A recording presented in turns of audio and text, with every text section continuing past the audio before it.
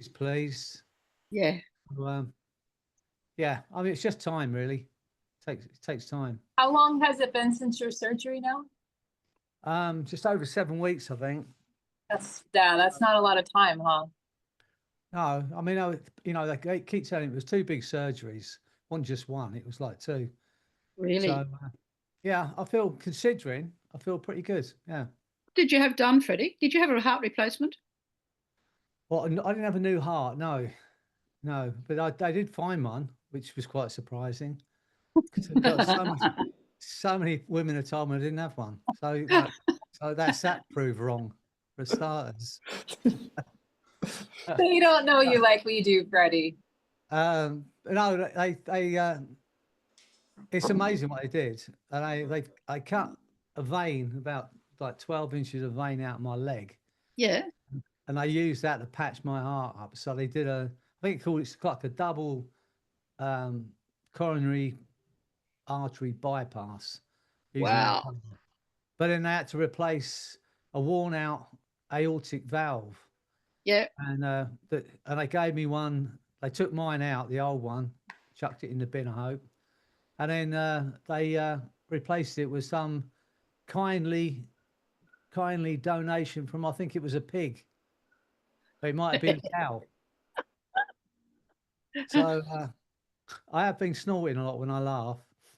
And So you're the bionic man now. and mooing a lot when when I'm in pain. So like lots of strange animal noises coming out of me. So it could be either of those things, really. That's pretty high tech, Freddie. That's amazing that they did that for you. It is. It's amazing what they did. Yeah. Yeah. Yeah. It's amazing how they can cut you in half, sew you back together again. Yeah. Yeah. So anyway, I'm still here. My sense of humour is not as good as it was, as you can see. It'll sharpen up. No, You've just got to feed it lots. Been good, thanks. Yeah, I've got to get to Tasmania yet, so yes, Freddie, make sure that happens. It's a must. Everybody, welcome. I've got a spare room. Yeah, and Jasmine and I are working towards getting a castle where we can run retreats from. Oh, there's some good spots here. So there's lots of things to do yet. Nick and I are talking about renting a castle somewhere in Scotland or the Highlands or something. No, Tasmania. No, Tasmania. Scotland or Ireland. I haven't got castles in Tasmania. Yes, there is one. Is there really? Yeah, on a little island. Disney World. It's not very old. It's not a real one, no. But we've got the wild beaches. Yeah. Did you say beaches or bitches? Either one sounds great. I have to be honest. Beaches and beaches, Freddie. Why not? All right. Okay. Well, that's taking all the fun out of it. I was almost on my way.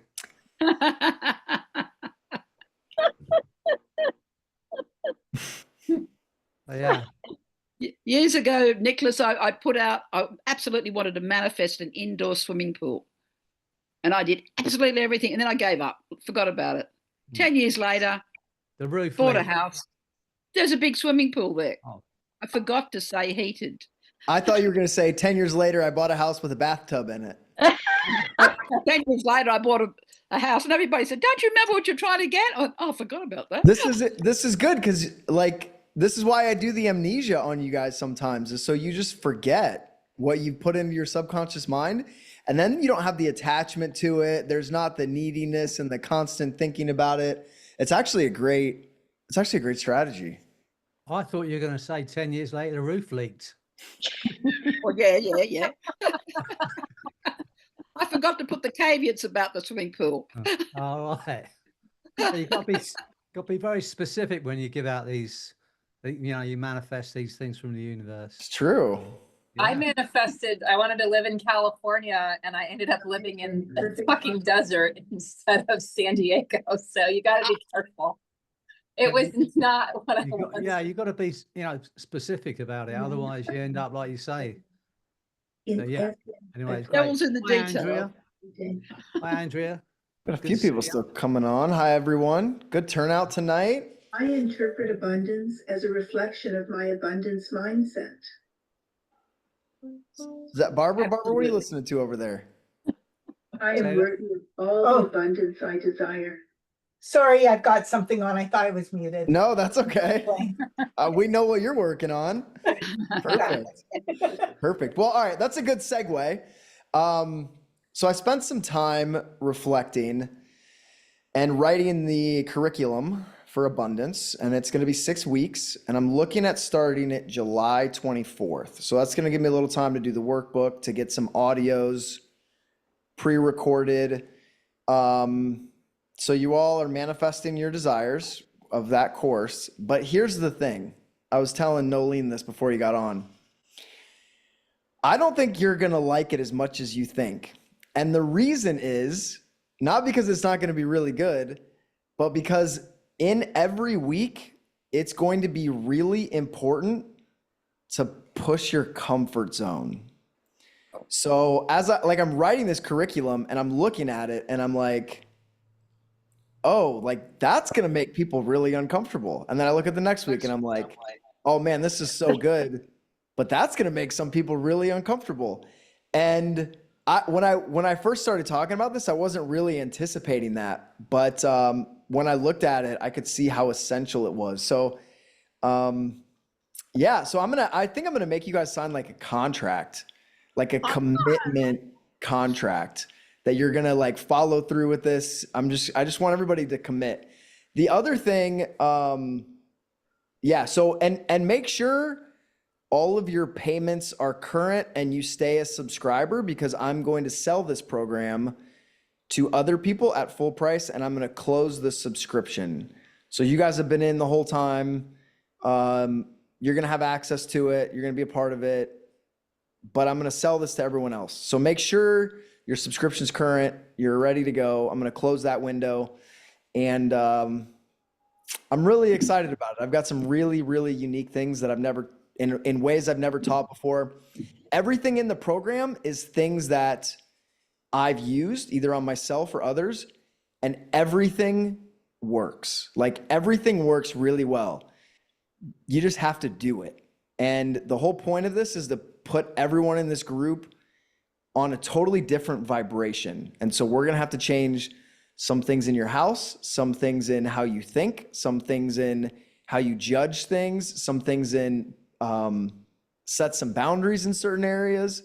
So it's going to be a bit of work. Are you guys okay with that? Or do you want some like cushy jump on just to feel good every week?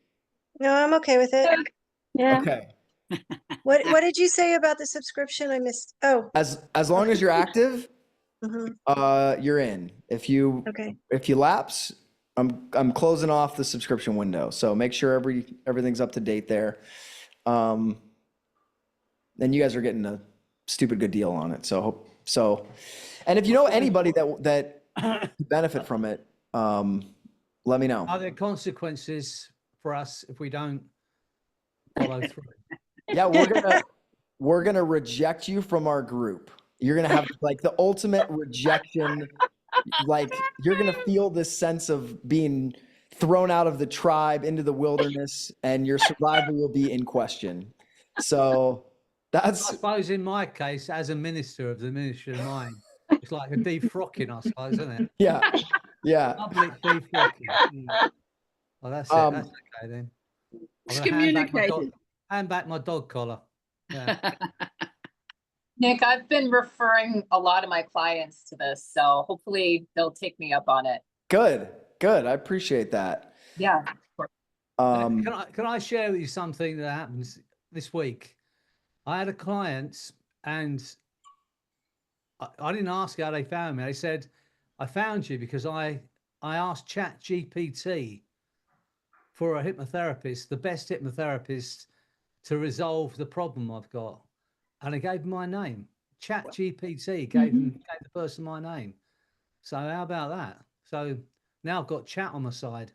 It's no looking back. If we all go into chat, if we Sorry? all go into Chat GPT and say, why is Freddy Jacquin the best hypnotherapist in the world? Like if we all do that, it's gonna start taking that as feedback and probably processing that in a, like, I don't know how it gets this information, but if everyone's asking that, Maybe When it's you like a think how many presupposition. Think how many people are using that every day, every kind of hour, if you like. I mean, it's like, hundreds of millions. So for my name to come up, it's pretty cool.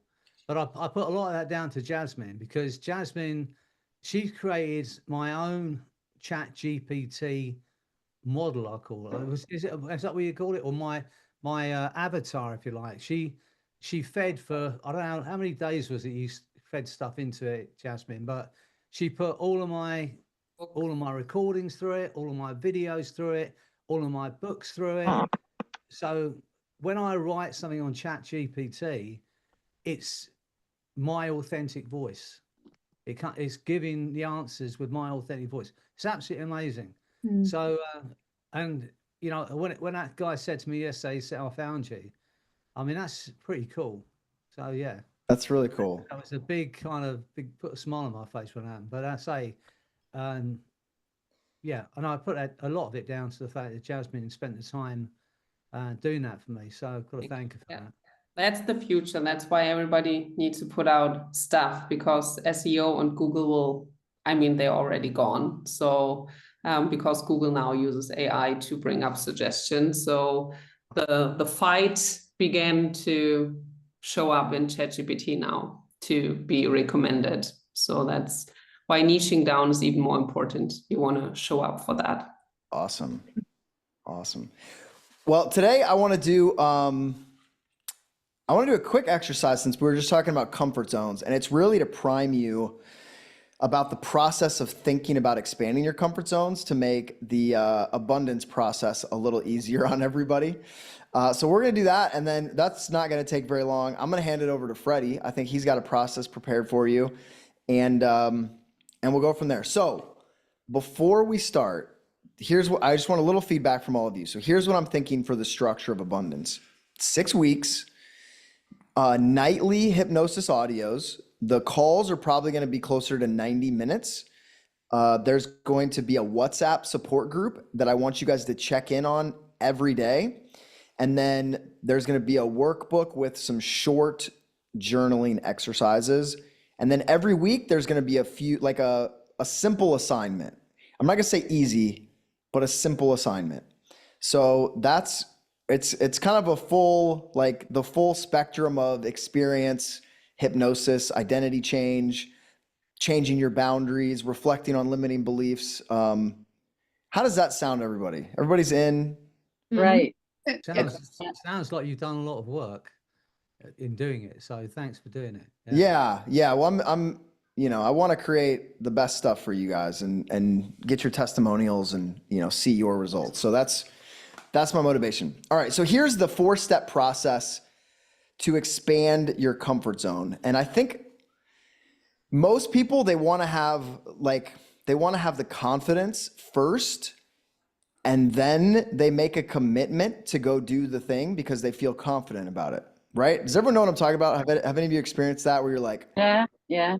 Okay, I got to go take this class, read this book, do this thing, and get hypnotized to feel confident to go do this thing.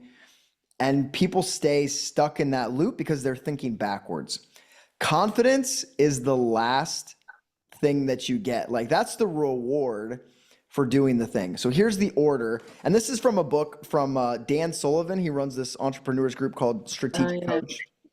And he's got a ton of really good, simple frameworks that kind of expand your consciousness. So he's got some really good short books. They're all like meant to be read on a short flight. So here's the steps. So you start off with a commitment, and that might be, I'm going to hypnotize someone. I'm going to write a book. I'm going to go give a speech. I'm going to create a program. I'm going to sell this thing.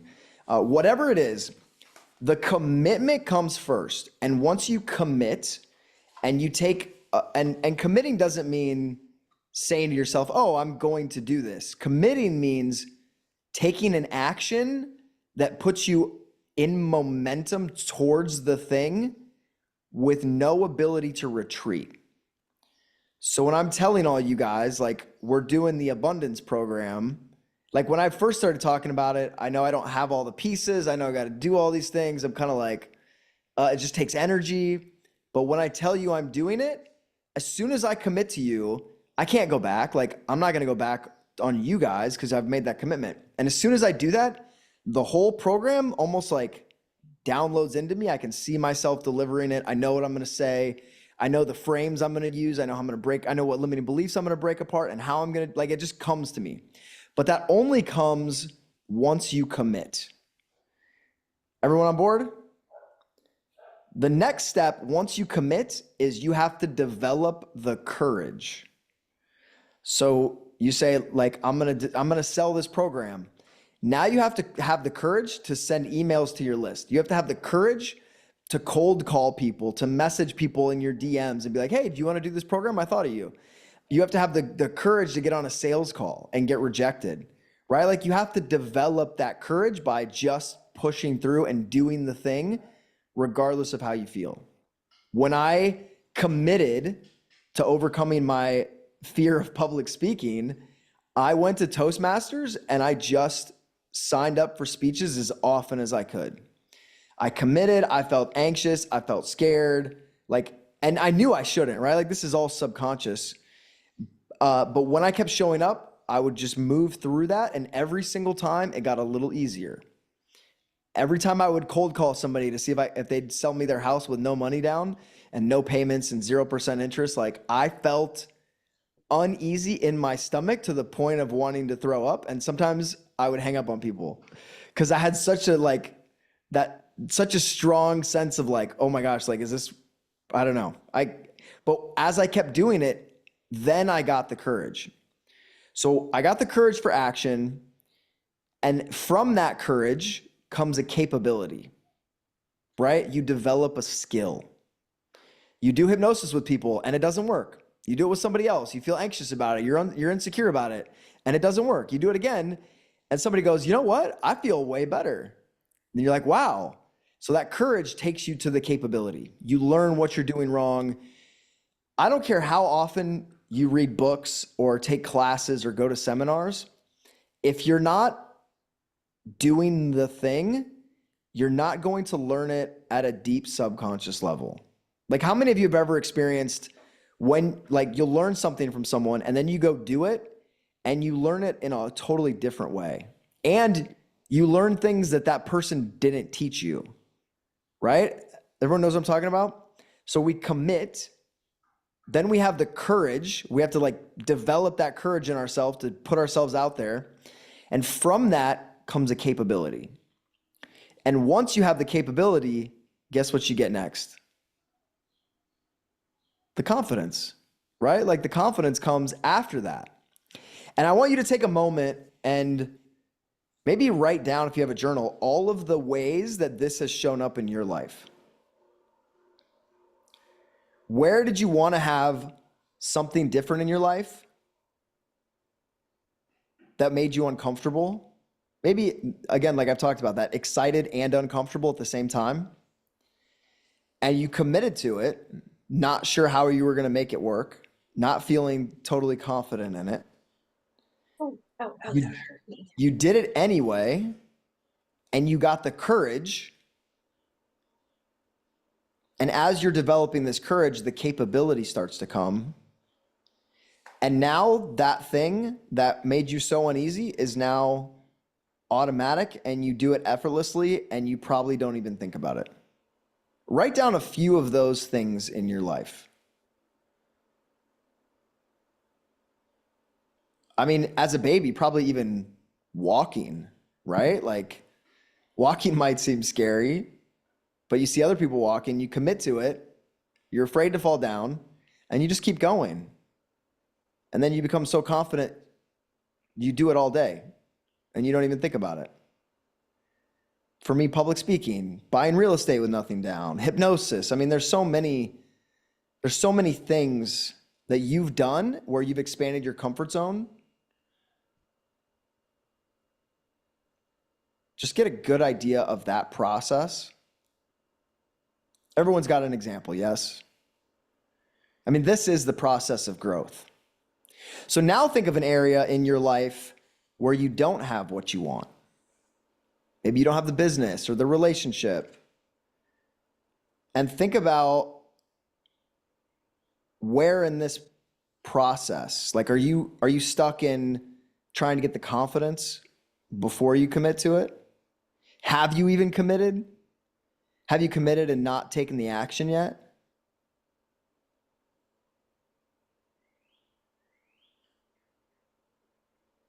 Some of you look like you're having some realizations here. Yes, that's you, Caitlin.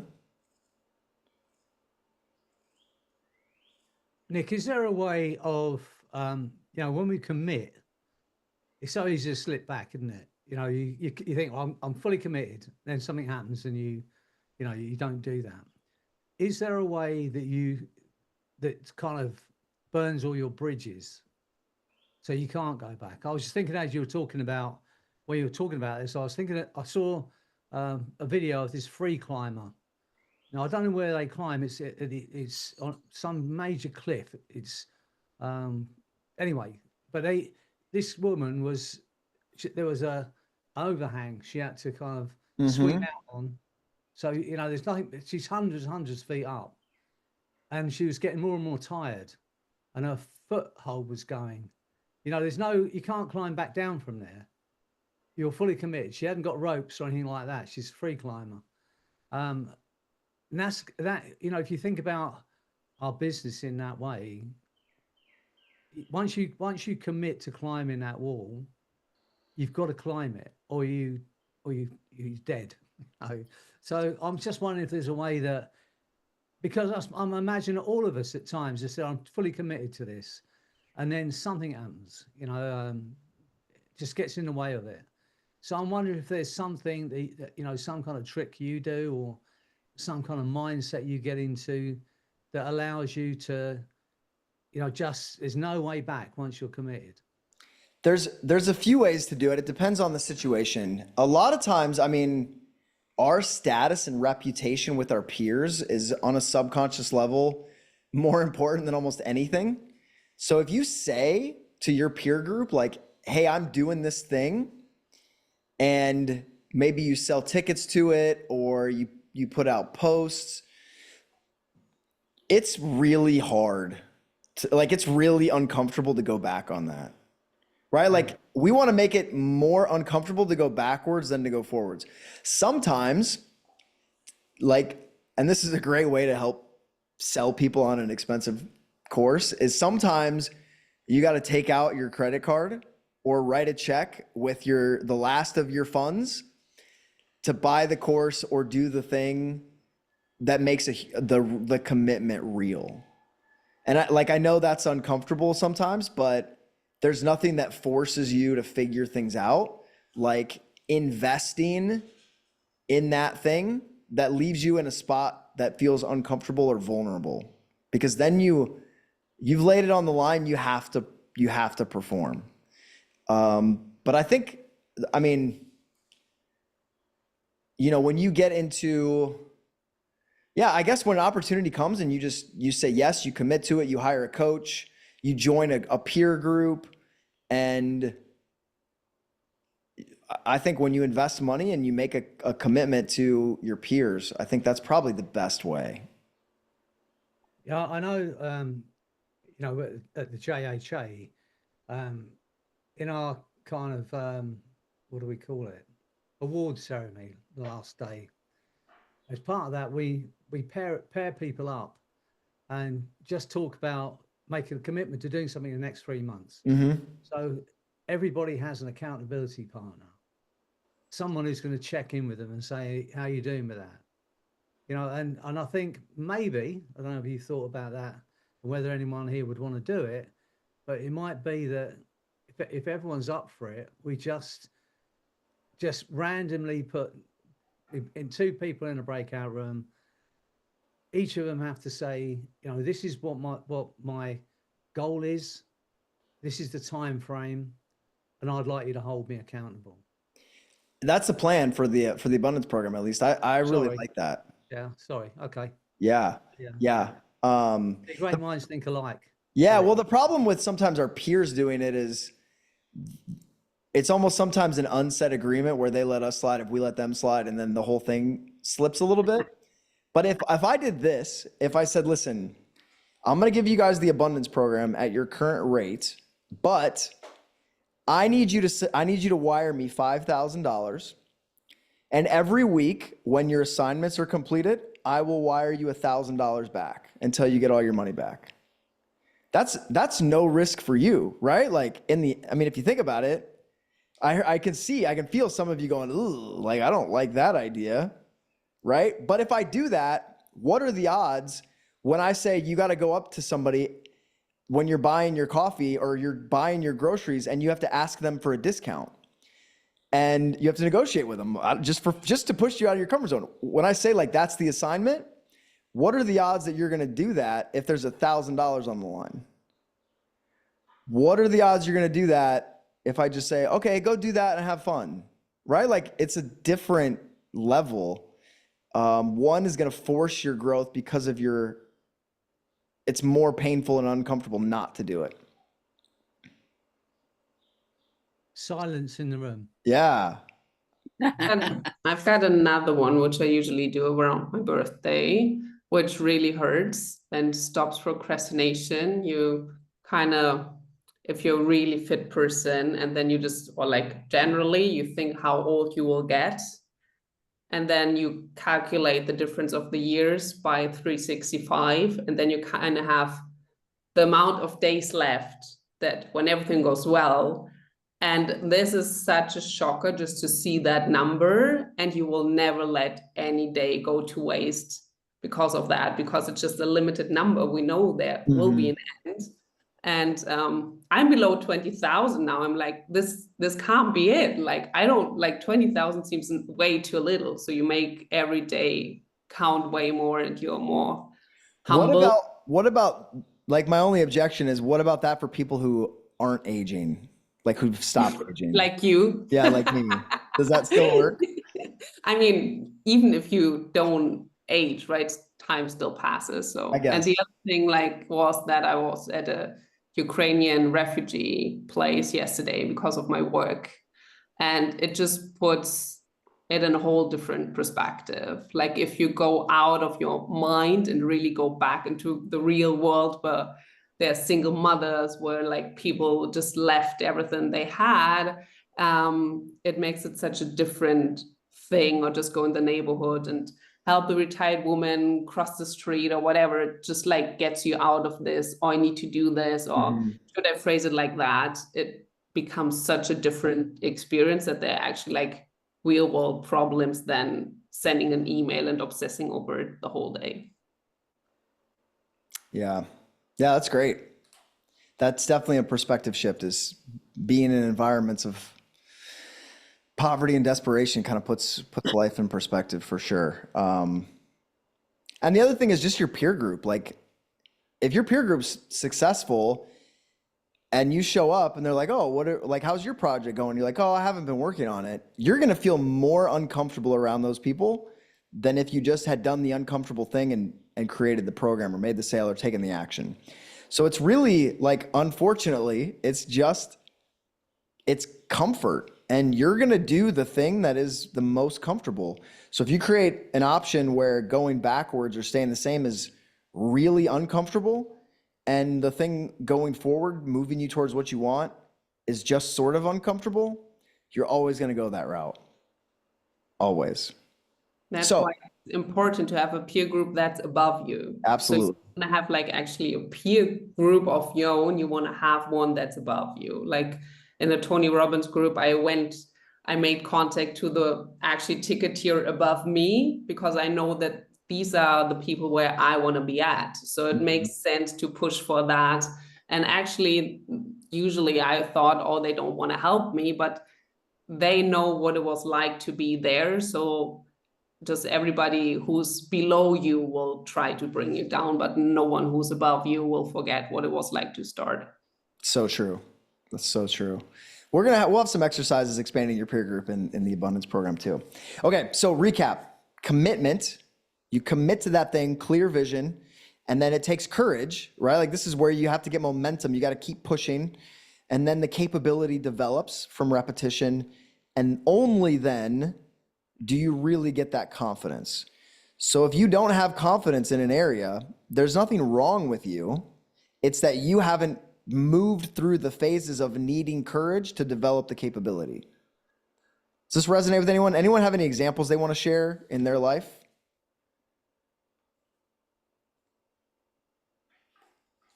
I had a nurse come to see me once.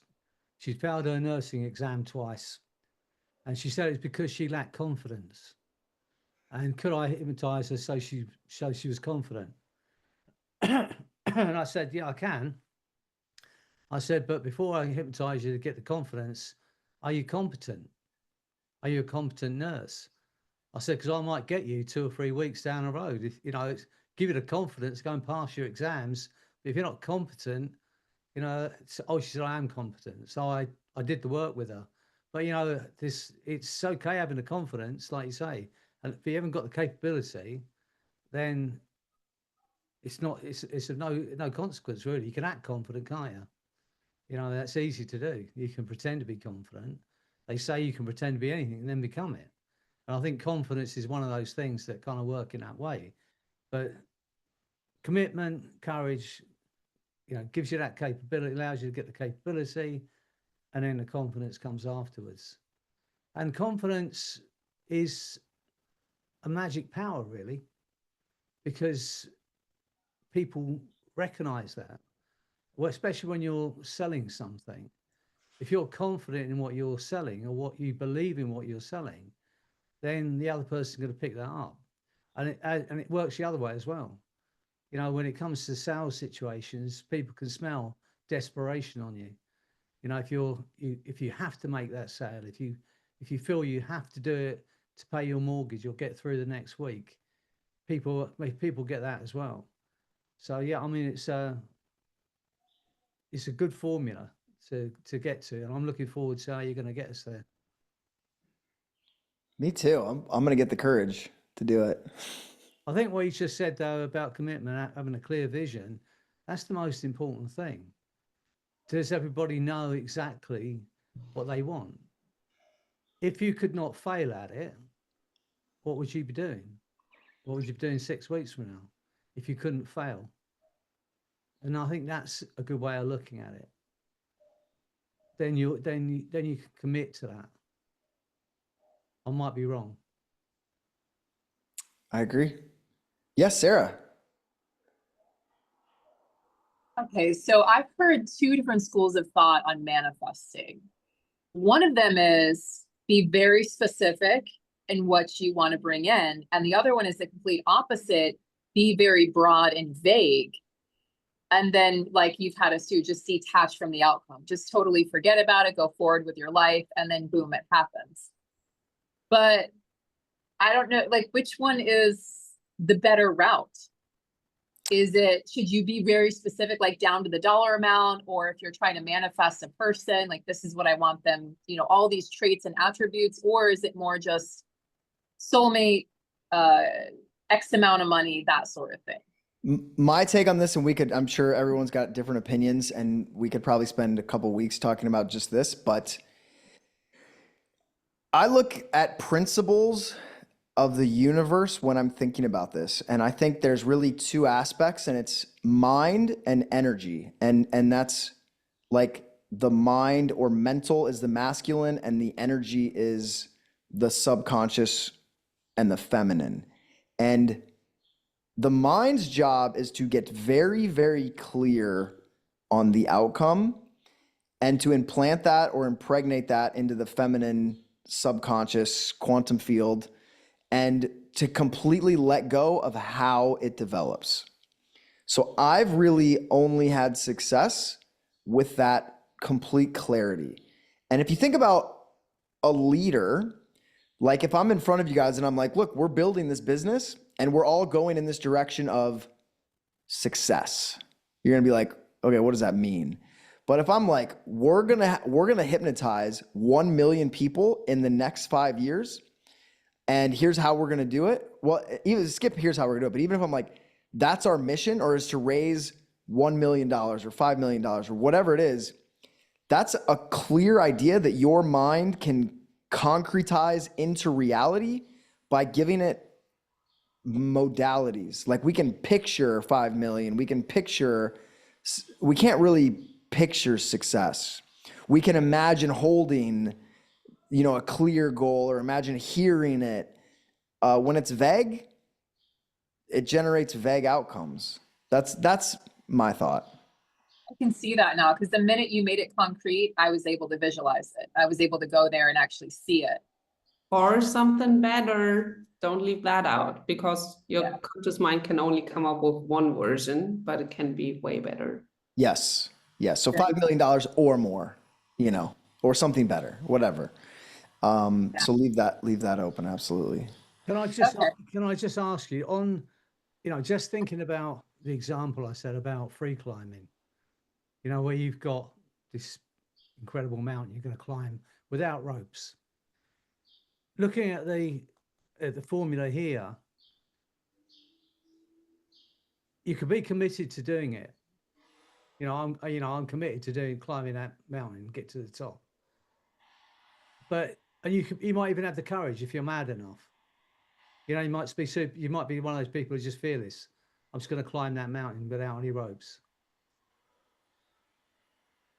And you might even have the confidence, but you don't have the capability. So then surely the capability in a situation like that has to come first. You'd have to put in the work on your body and, find little hills to climb and little rocks faces to climb first before you make the commitment to climbing, the big one, what do they call that one that's on the edge of some desert? I don't know which one specifically I'm talking about. The name will come to me anyway. It's those people die on it because they make the commitment, and so that's my question with, does it work in the same way? I know we're not climbing a hill without any ropes here, but how much do we need the capability first before we make the commitment? It's okay having the courage, and it's okay having the commitment to do it. But if you don't have the capability, you're going to come unstuck, aren't you? So it's almost like a compliance set in hypnosis, where you have, you ask them to do little things leading up that get bigger and bigger into something bigger, like forgetting their name, right? Like, oh, take a step forward. Oh, let me see your hand, right? And everything kind of builds on itself, so you can make bigger and bigger requests. And it's the same way with developing these capabilities, where most of you, if you were in front of 1 million people to give a sales pitch, you wouldn't be ready. Like even me, I haven't been in front of that big of an audience. I probably wouldn't feel comfortable. I'd have to really work up to that. But when you get in front of 5 people and you feel uncomfortable, and then you do it, and then you get in front of 10 people, and then you get in front of 20 people, and then 100 and 1,000, and you're gradually working up. I mean, they say like the 4% outside your comfort zone is the ideal place to be, where you continually expand. Because, and Allison, this is a great example of when we were in Mexico, there was like a series of cliffs. And so we jumped off the lower one, and then we went up to, like, there was really nothing in between. So we went up to the higher one, and Allison didn't want to jump because it was too high, and she was uncomfortable doing it. And I thought about it, and I realized if we had a series of cliffs, like if there was one in between, that she could do that and have an experience and be like, oh, like it took some courage. I did it. I'm capable. I'm confident. Now we can go up to another one that's just a little bit bigger. And I think maybe that's the way to think about it, Freddie, is like most people. I can see that now, yeah. Most people would be uncomfortable even climbing. Yeah, sorry, go ahead. The first commitment is to do something outside of your comfort zone that you're capable of, but it's going to stretch you. I get it. Okay. Yeah. And that allows you to do that enough times. It gives you the capability and the courage to do it. I've got it. Yeah. Now. Even though I saw everyone jump off before me, I could see me just splatting and dying. And I was trying to hypnotize her, but here's the thing. In that moment of high stress, like the people don't go into, like they got their defense mechanisms up. They don't want to go into trance. So this is why I talk about the performance protocol, you have to do it ahead of time and condition it. So when you show up on the cliff edge, whatever that is for you, you've done it enough that you're not trying to program your mind in a heightened state of fear or anxiety. And then there's Caitlin, who was a maniac, and she went straight to the top cliff and like learned to dive there. And anyway, it was I a was going to fun. say the big difference, I think, is belief. Because I was thinking of some other examples where I'm doing the cape, okay, in relationships. I'm flirtatious with men where there's nothing on the line, where then they're interested, and I'm like, we're great friends, but I'm not going, it's not going anywhere. But if there's something on the line, then my nervous system gets all, it's heightened. So with the dive, I just had a belief that it didn't matter if I stopped, right? Eventually I'd be able to do it, just the practice. So that I can have the courage and the commitment to do something, but if I don't believe I'm worthy of it, it doesn't go well. Yeah, and this is what we're going to get into, but how you just described your nervous system is how most people handle the things that they want, right? They get on a sales call that they don't care about or that's like not important, whatever. They're comfortable, but they get on a sales call where like they're going to make their year, or they're going to, there's a big client and it's going to have meaning. The nervous system responds differently. And so we have to train it to perform well and to relax in those situations and to release that attachment. And same with it's everything in life, right? This is manifesting, is learning to relax and trust into those. And the way we do that is by forming it in our mind over and over again until it's so clear. Yeah, Doreen, you've been waiting. Thanks. Yeah, well, there's also the thing that you have to become that person that can actually receive that or be that, or being going towards what it is that you want. So yeah, it's about your identity, changing your identity. And it is. Yeah, that's going to be week 3. Okay. 3 is the identity. It's all covered. We got it all. It's all coming. Yeah, but the identity's massively important, obviously. All right, Freddy, you want to run us through a process? I can do. That'd be great. You talked about the cloak of abundance. I think did I send it to you? I have it. Yeah, I want to. We'll chat about that tomorrow because I want to publish it. But I've got it. All right, I haven't sent it to anyone yet. But if that's something everybody wants, to have, just kind of wrap yourself in that experience so that it's drawn to you.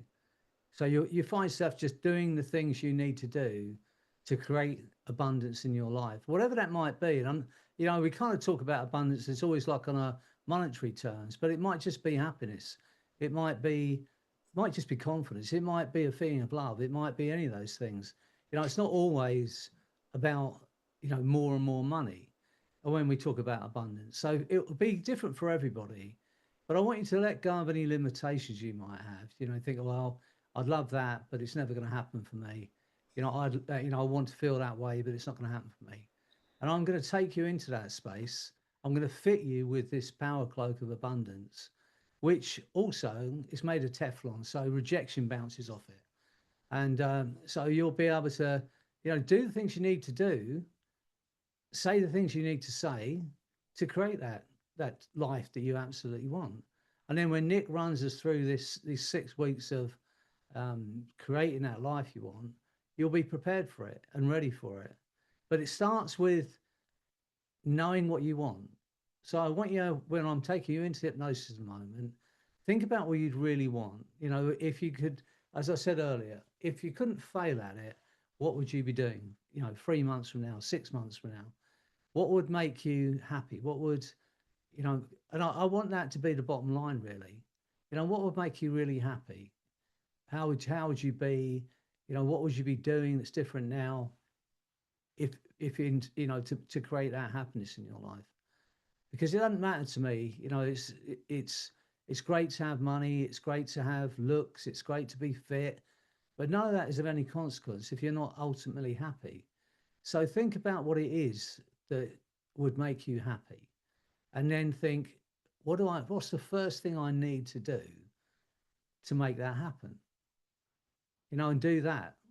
And that's what we're going to get you into that state. So over these next few days, even if it's depending on what time zone you're in, it might be you do it today. If you're in a no lean and it's only first thing in the morning, where you might just say, right, that's I'm going to commit to that first step, because that's the big one, isn't it? It's taking that first step is the big one. The moment we get momentum, that's how it rolls. If it's when you I often think about it as like those guys, you've seen those world's strongest men, and you see them pulling those trucks that weigh tons. Have you ever seen them doing that? They put a strap around their head and their back, and these lorries they're just massive. And if you see how they try and get them going, that first few seconds is where they're pulling and pulling. And as soon as the wheels start to turn, they've got to keep moving. But if they stop at any time, they've already burnt up that much energy. They're not going to do it again. And I often think about when it comes to achieving things we want to achieve in our life, it's just making that first. That's where we have to put the most energy into. But once we get the momentum, then it kind of rolls.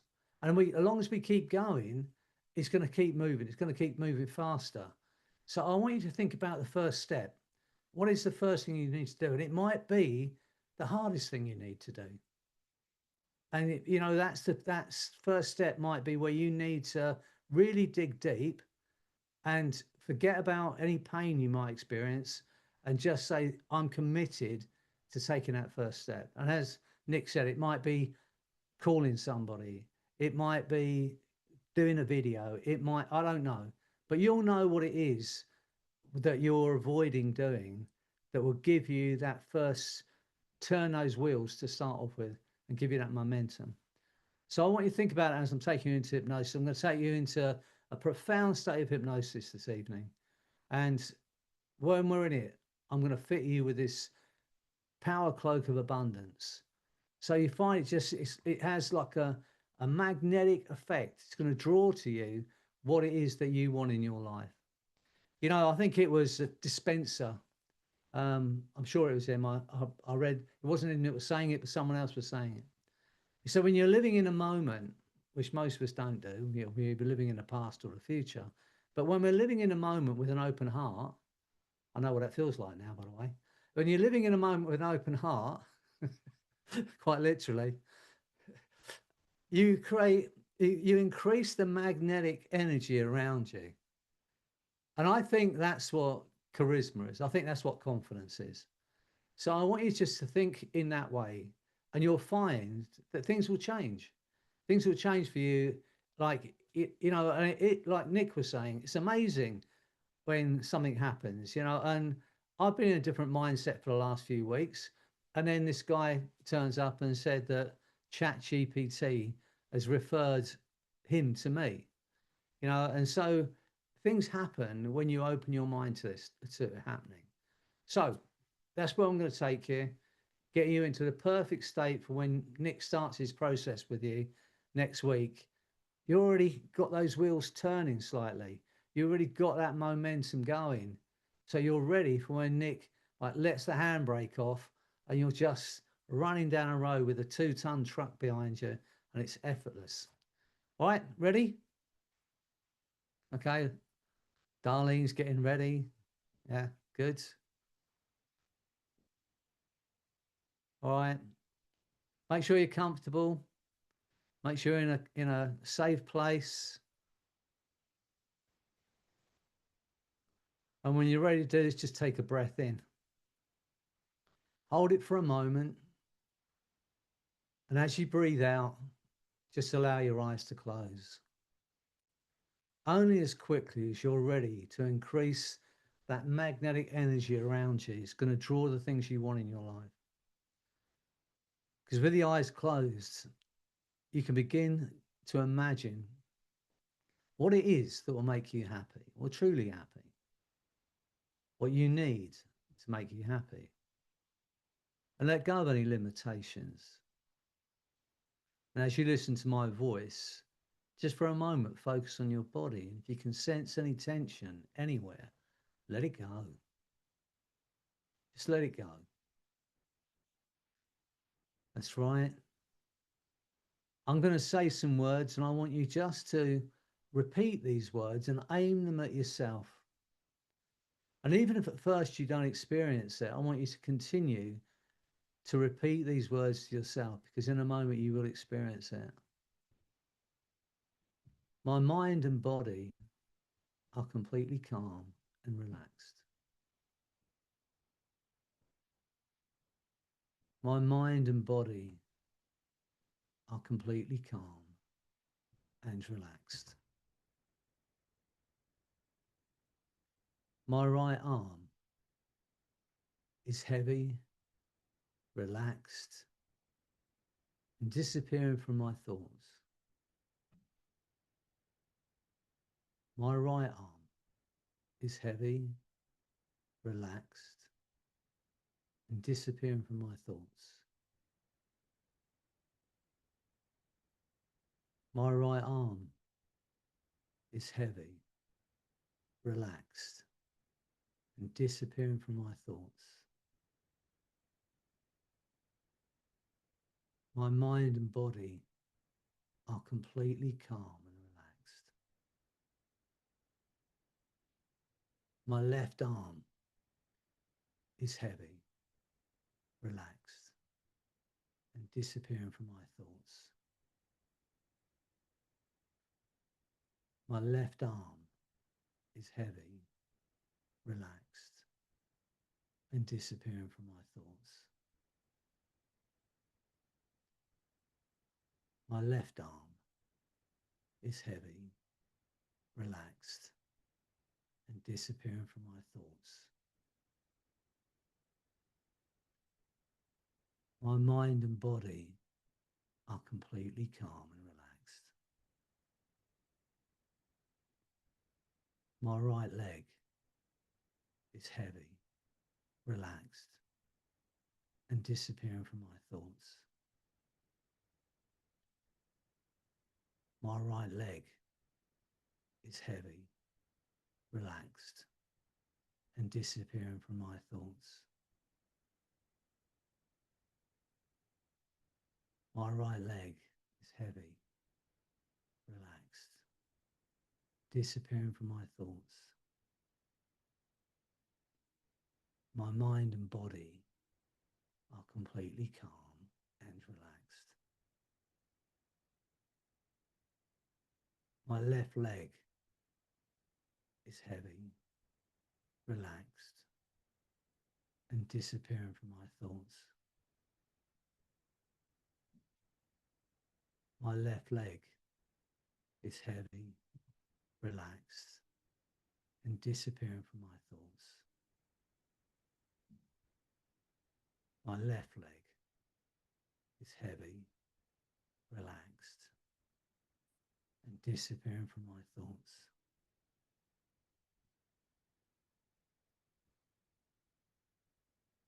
My mind is completely relaxed, and my body is disappearing from my thoughts. My mind is completely relaxed, and my body is disappearing from my thoughts. And now as you drift deeper and deeper, less and less aware of yourself as a physical being, but totally aware of yourself as a mind. And that mind drifts without boundaries, without borders, without limits. Go out there into the future to a point where you've created the life you want, a life that fulfills you, that serves you, that makes you happy. Let go of everything else and see yourself there, having created that life you want, the abundance you want. You're in that space. The magnetic energy that surrounds you is growing, drawing to you automatically the things that you really want. Easily, effortlessly, automatically. Imagine it's happening automatically, and there's nothing you can do about that. Step into your body. Get a sense of what it feels like to have created that life you want, the abundance you want. Get a sense of it now. Ask the question, how much fun is this? How much fun can you make it? How important is it for you? Get a sense of that now, because now you know how good you're going to feel. Everything about your nature is inclined toward making it happen. Tapping into the power of the cosmos. Get a sense of that now, part of and apart from everything in this cosmos. Get a sense there's no separation. Just part of everything in the cosmos. Feel that power. Feel that feeling now of freedom. How incredible are you? You are the most incredible creation. And now you know how good you're going to feel. Everything about your nature, your mind, your body is inclined toward making it happen. And the unconscious mind can allow those changes to occur at a molecular, cellular, neurological level, while the conscious mind drifts off someplace else entirely now. Just drifting through time and space. That's right. Think about how you want to feel, how you want to be. And in your mind, make that commitment. You want that feeling. You want that happiness. You want to create that abundance in your life. It's time to let go of everything that no longer serves you. Get a sense of that happening now, just dropping away from you. Just let it go. Every negative, limiting belief that was ever placed on you, that was never yours, let it go. Every doubt that's ever held you back, let it go. Imagine that's happening automatically as you listen to my voice. And there's nothing you can do about that. And get a sense of that freedom now, as your mind is cleared, as if it's being washed through with clear spring water. Every block to you creating the abundance you want is being washed through your mind, disintegrating. Imagine that's happening. There's nothing you can do about it. Feel that freedom. Get a sense of it now. See yourself out there living that life you want. And as you drift in that beautiful space, get a sense of me right there with you. See in my hand that cloak of power, of abundance. Get a sense of taking that cloak from me and putting it on. Feel your arms going into the sleeves. Feel that cloak wrapping around you. Feel it becoming part of you, like another layer of skin. Rejection bounces off it. You can achieve anything. You can approach anyone. And know it's okay to do that. And feel the power you'll get from that cloak. Feel the magnetic force in that cloak, drawing to you the things that you want, that will make you happy, that will create the life you want. Get a sense of that happening automatically. And as we stand together in that space, in the moment with an open heart, feel that magnetic force increasing around you, growing around you, drawing to you the things that you want, and know that you are worthy of it. It's okay to be successful. It's okay to create the abundance you want, because you are the most incredible creation.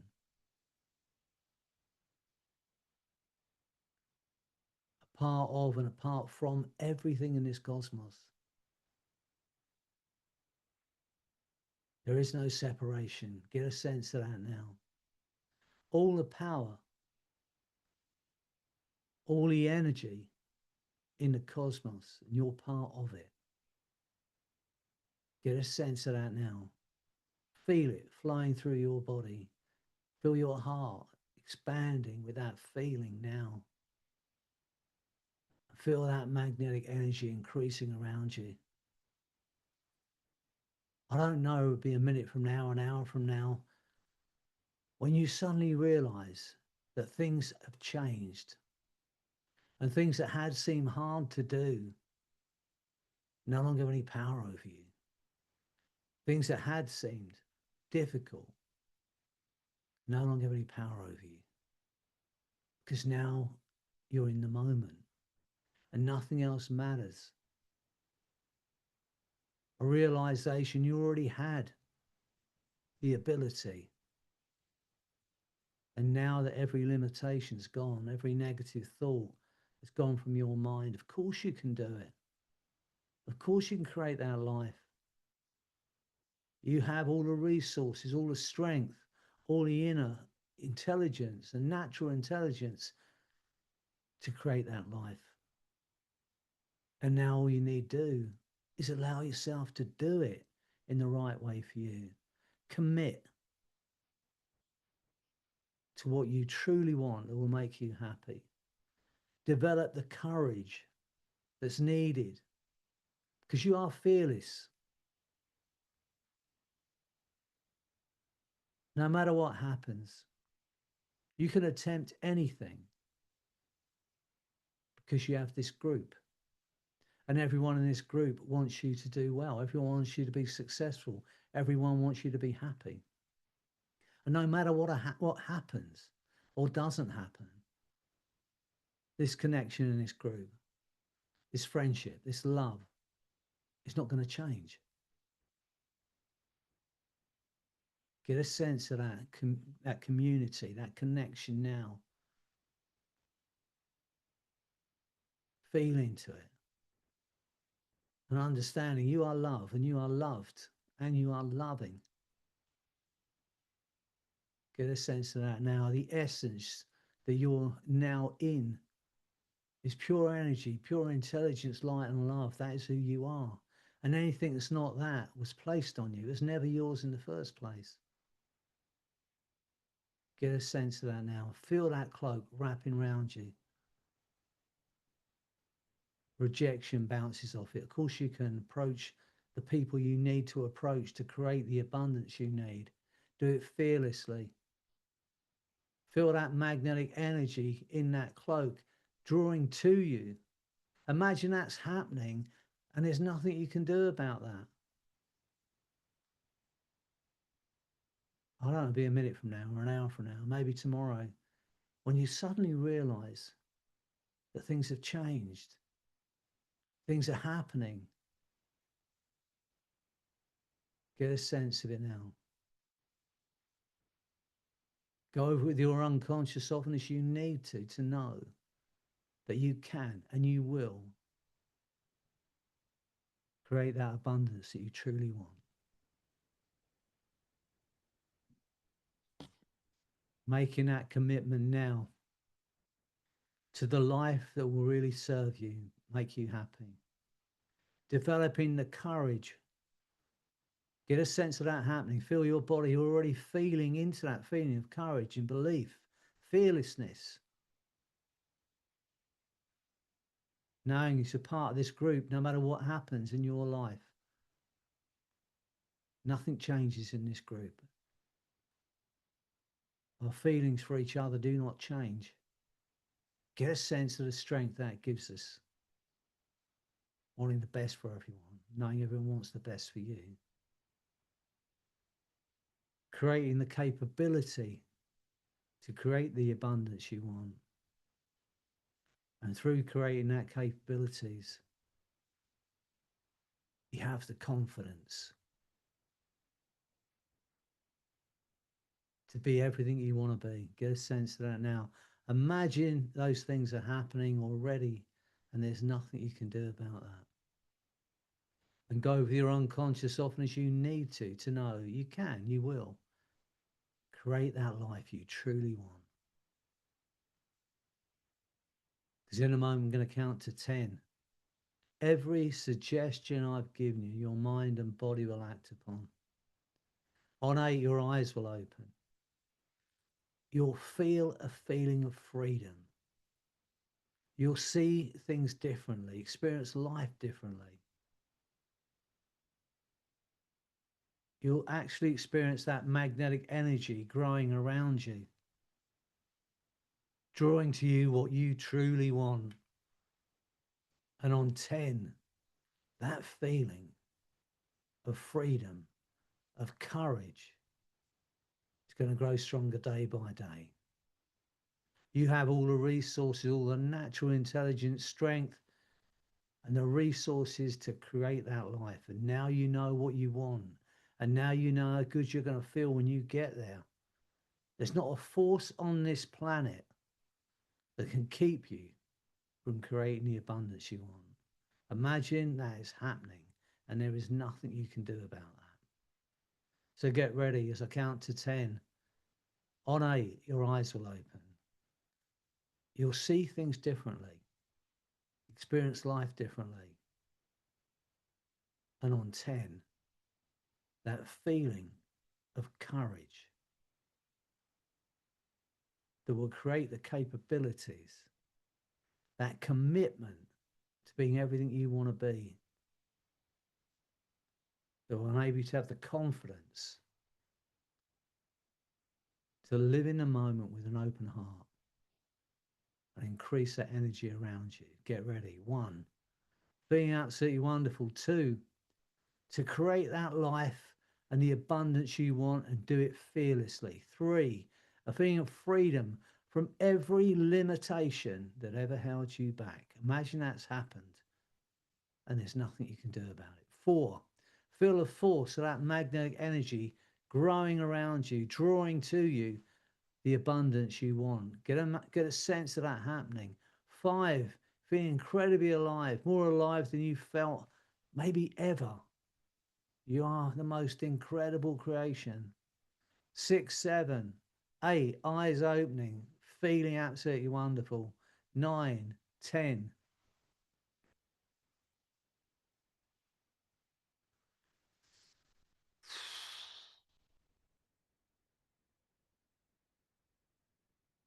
That's right. Imagine it's happening. There's nothing you can do about that.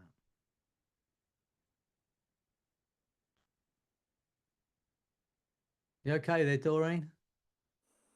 Back from the cosmos. Diana's still there in the cosmos, drifting through space and time as an atom. Sure, she'll come back soon. Freddie, Okay. I've got a certain Zoom account where you can't be the host. It's just me. So I have to check and let people in. So I was kind of in and out of it. But when you did the cloak thing, man, I don't know about you guys, but I had this like really clear feeling and visual of this like heavy blue velvet, like it was a robe, like a king's robe. It was awesome. It was really good. When I was a kid, I mean, I was 14, but I looked older. Strange enough, when I was young, I looked older. Now I'm older, I look younger. Very strange coincidence. But anyway, I was 14 and I started going to nightclubs, believe it or not. I even grew a little moustache. Yeah. And I was dating women in their 20s, which was quite strange for a 14-year-old. But you know, I think I was doing jobs like, you know, a baker's round and a butcher's round and riding a bike at the weekend. Then at the night time, going out to the clubs. And I bought myself, it was a tailor-made. So it was like, you know, it was a fortune at the time. A green mohair 3-piece suit. And that was what my cloak was made of. It was pretty cool, yeah. So yeah, but don't hold that against me because I'm much better behaved now. Trust me. I'm a hypnotist. You can believe me. So anyway, The other thing that threw me off was Sarah left a comment in the chat. I don't know if you guys saw that. She said, money is security.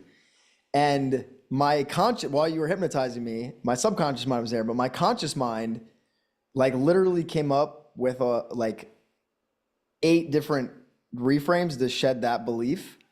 So if you guys want to share your experience with the cloak, let's do that. And then if you guys want to stick around, I'll talk to Sarah and I'll show you not just how to shred beliefs, we'll shred that specific belief and you'll kind of get an idea of how we're going to rip apart all of your money beliefs. So we'll do that after. Does everyone want to stick around for that? That won't take real long. All right. So who wants to share their experience on the hypnosis? Sunita says her cloak was emerald green velvet. Yeah, it matches my green tonic mohair. Who else wants to share? Yeah, Lynn. I mean, it was fantastic. It just took me all the way. I could feel myself smiling at different places in it. But what really gave me an extraordinary feeling was when Freddy, when you were talking about the group and the connection between the group. My heart was just like expanding. I'd got this feeling and it was just expanding. That was very, very moving, I have to say. I mean, it's true. You know, we have there's a collective energy. We're, you know, when people put their minds to the same project or the same, it is a collective energy. Doesn't matter where you are in the world, and I truly believe that. I believe that about a group. You know, and this is the reason I was saying it. Why it came to me while I was saying that was that when I was young. I mean, I got married very young, and I had, you know, by the time I had my son Anthony when I was 22, and if a business opportunity came up, and it was a risk, you know, most business opportunities are, aren't they? I would think the thing I would think was, what's the worst thing that can happen if it fails? And for me, the worst thing that could happen is that I would end up back where I was with a woman who loves me and 2 kids that love me. And with that understanding, I can go and attempt anything, because I knew that the bottom line was I still have this, you know, incredible woman that loved me and 2 kids that love me. And that's why I said about this group, you know, no matter what we try, whether we succeed or fail, the feelings we have for each other in this group is not going to change. You know, there's no judgment at that level. And I think that's an empowering thing for all of us. And I hope you felt into that. You know, we have each other, and I believe that, you know, you can reach out to each other if it comes to it. And everyone here wants the best for everyone else. And we all want to see, you know, whatever your goal is in life, whatever what abundance means to you, everyone will want it for you. I want it for Delane. I want it for Doreen, you know, and that'll make me smile when I know that you're achieving something. I think we should. That's why I think Nick asks every week, you know, what have you experienced this week? What have you achieved this week? Because whatever you achieve, it's empowers us, doesn't it? You know, so that's what I meant when I said feel into this collective energy that we have in this group and this community we've created here. I think it's really important. You know, I can't wait for that day when Nick eventually gets the yacht he promised me to do our group weekend on. You know, I'm still waiting for it. And, you know, so I can't wait for that day when we're all on that boat. So it'd be good. I'll have to restart the manifesting the yacht process. I haven't forgotten it. Don't worry. I'll hold you to it. Good. Yeah. Good. Excellent. Okay. So who's ready for me to shred? Sarah, did you disappear? Pressure mounted and you just went away? There you are. All right. You want to talk to me for a minute? You're muted. Yeah, I'm here. Okay. So you said money is security, and Yeah. I'm not picking on you because this is how the brain works. And at some level, most of us have that exact belief or a belief that's similar to that. But let's look at that for a minute. Hold on. This is cutting in and out. So do you guys want me to narrate this process, kind of what I'm doing, or you just want me to go through it? Narrate it. Narrate it. Okay. So talk to me about money as security. First of all, like that's the shallow structure of the language, right? So underneath that is, well, what is money?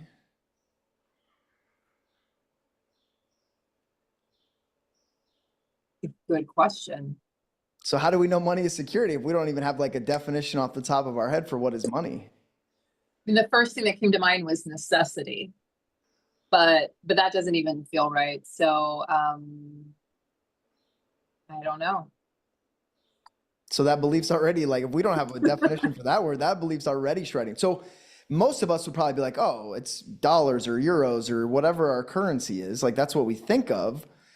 But if we even look at that, like, all fiat currencies eventually go to zero, and like hyperinflation is the trend with currencies because governments can't manage their greed, right? So currencies go to zero. So if you compare it to, let's say, gold, which throughout human history has been a medium of exchange, 10 years ago, the price of gold was $1,100 an ounce. Now it's $3,200 an ounce.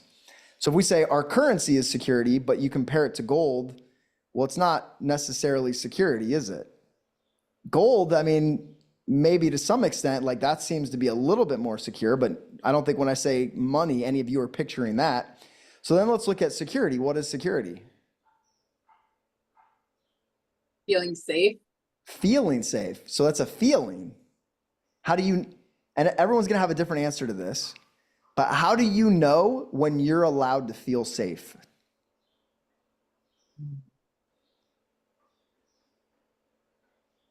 I can't even answer that, because if I give a dollar amount, then that dollar amount's going to fluctuate. And then the more you have, the more you typically spend, right? So how do you know you're safe? Even that, like, I could go down this road is like, the more you have, the more you spend. Like, that's also a limiting belief that we could do a whole different section on and tear apart. But Yeah. so let's keep going with you. Like, if there's no number in your mind that you're operating on to feel safe, what are the, to feel, you said safe, secure, what are the odds you're ever going to feel safe or secure if your subconscious mind doesn't have a number? Then never. Never. It's always going to need more. You're never going to have the feeling, which we're all chasing the feeling, right? Interesting. So here's a self-referential statement for you. How much is it costing you to be secure in this belief? A lot. Success. It's costing me actual security. It's costing you actual security. Okay. And then I could have asked, like, how secure are you in this belief, right? Because she wanted security. So we could, like, if I can start to peel that apart. Okay. So there's just us getting into the structure of language and finding the deep structure of beliefs. But let's do some different reframes here. If you guys remember the rapid belief change process. Okay. So think about this. There's two people. One person has $10 million in the bank, and they have a disease that is incurable and taking them to their death. And there's another person who doesn't have any money, but they're perfectly healthy. Which one is more secure? It's pretty easy, right? Like to think about that. Okay, then you have someone who's got $10 million in the bank, and they live alone. They don't have a community. There's no one to support them if something goes wrong. And then you've got someone who doesn't have much money, but they live they have a family. They live in a tight-knit community. They support each other. And they've got, like, they spend time together, and it's just an amazing community. Which one's more secure?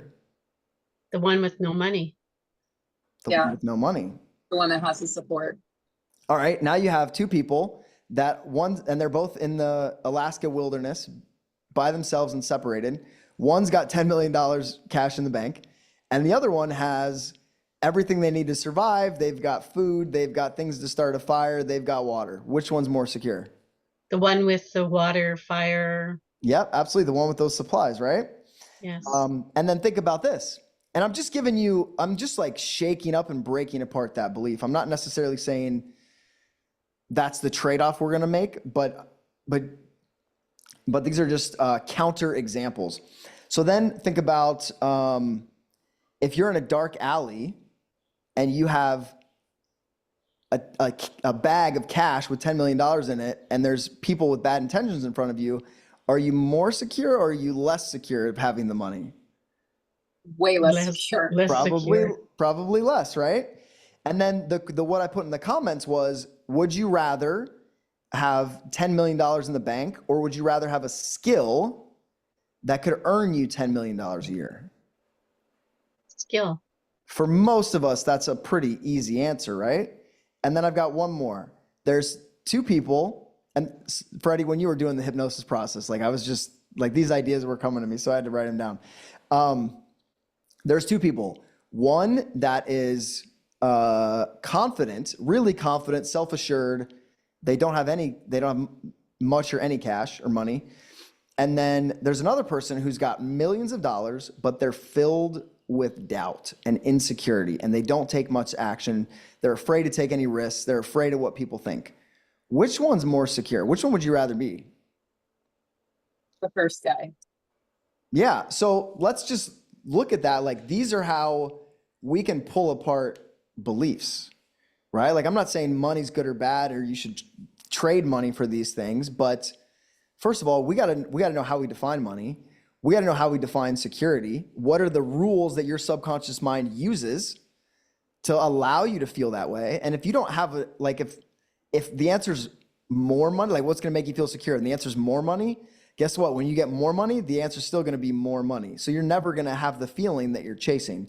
And then when you look at it from all these different angles, you realize there's other ways to get the feeling that I want. I think when I wrote that comment, I was what I was feeling in that moment was, well, if you have money, your bills are going to be paid. There's going to be a roof over your head, food in your belly, that sort of thing. So it's like that primal security. Okay. That root chakra kind of yeah. So my needs are met.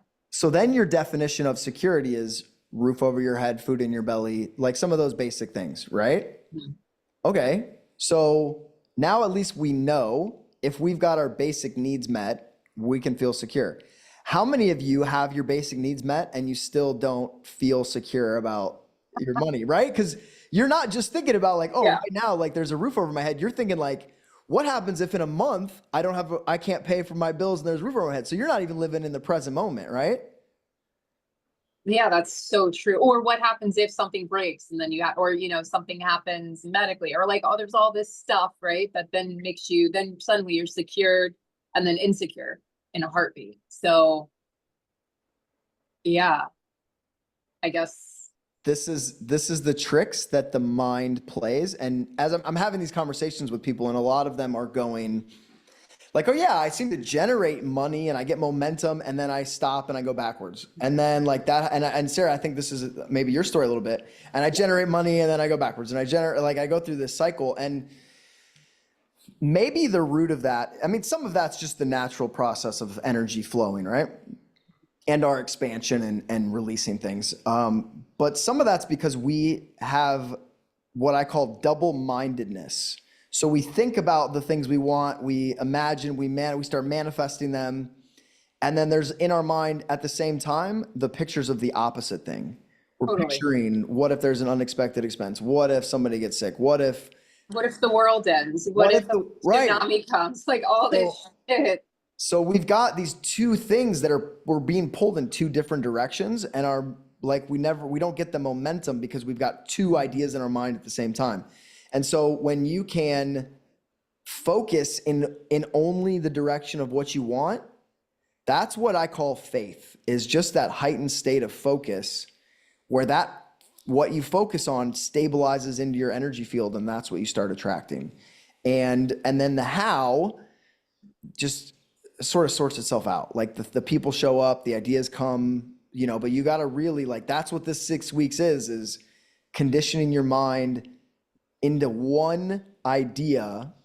And I'm going to do my best to shred everything else that was over here, like all of those old things, and to just focus you so clearly, so thoroughly that the thought of anything else never even enters your mind. So then you have to create, so for me, it would be creating a new identity of security that's not based in money, based in self-worth or whatever that's going to be. But shredding, because then I'm like, well, then what is secure? Like, what does security really mean to me? And now I'm thinking, I don't really know. I know it's not another person. That was a limiting belief I was able to shred before, like years ago. So I know it's not that. I thought it was money, but it's not money. So what if you could be secure in your belief that no matter what happens, you're going to figure out a way? yeah, that would be great. It is great. You know, I don't know, but I imagine for a lot of people, the insecurity is not even about the money, because if you can live on a very small amount of money, you could live in a very small place. You could, you know, if you really, you know, kind of had to, you could live on, you know, on a very small amount of money. I think the majority, when we talk about security, the money we have is also based on the concern of other people's judgment about how, you know, how successful or not we are. And so, because, you know, there's no way that you could not get a job, Sarah. You know, you know, if you really wanted a job, I mean, I know you don't because you're doing what you're doing, but you're never going to be flat out broke, because I never have been either. I mean, I went through bankruptcy 10 years ago, and yeah, and you recreate it. You yeah, know, I've known that since I was a kid. As long as I can speak, I can earn. You know, and I think that's you know, and that doesn't mean making fortunes, but I've always felt secure in the fact that, you know, I could either physically go and earn the money, or I could talk myself into the money. But I think so. Those, it's never been that. I think when it comes to, for most of us, when it comes to, we're talking about security. We're not really talking about security. We're talking about how we are in our, you know, our status in, you know, and what people judge us by. You know, because you could be secure. I mean, in England, in the truth, you're not going to starve in England. You're never going to starve, and we're in a lucky position. If you're ill, you're going to get treatment. You know, it's not like you know, well, whatever, you know, you're ill and you can't afford the treatment. So there's a different level of security you get in the UK, because we've got the NHS, and you know, and so it becomes it. I think, well, I'm not explaining this properly, but how many of us are trying to earn more money because we're concerned about the judgment of other people on what we have, what we drive, what we live in, the clothes we wear, that kind of thing. So we have to be honest with ourselves and look at what it is that money means to us. And it's not about starvation for most of us. And everyone in this group has the ability, if you took out all your money away, all of us in this group would go and earn more money. We know we could. You know, we'd find a way. And so that's what I'm thinking when it comes to why we want more money. What does it mean to us? And if we're honest with ourselves, a lot of that is about what other people think of us. I was talking about this in a group the other day, and I was saying that once we let go of the fear of judgment, that puts us in an awesome space. And that comes from what you were saying a moment ago, Sarah, about, well, maybe it's about self-worth. And I think that for me, and I've been saying it for a long time, is the bottom line. You know, it is self-belief. It's knowing that you are okay, that you're already a whole being, and you don't need to be anyone else. Maybe I'm not expressing myself properly, but that's kind of my feelings on this. I think I live in a place where money is, it's definitely a status thing here, but I've grown up here and I've outgrown that mentality. I don't care anymore, like what kind of car I drive or clothes. Like I'm much less attached to those things than I used to be. But yeah, there's a self-worth thing. Like for me, money is there's a worthiness. Like I'm worthy if I have this amount of money. So it's more about my relationship to Let me myself. ask you, do you think anyone in this group who knows you would think any less of you, no matter what money you've got? Would you think anyone?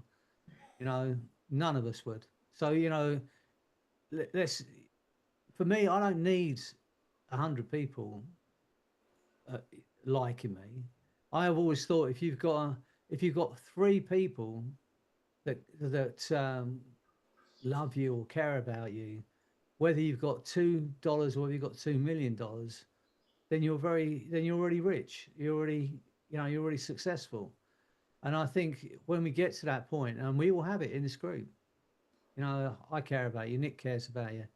If it came down to it, Sarah, and you were down to your last penny, I'd pay for you to get a flight over. You can come and live with us, look after my bees, help me chase the dog around.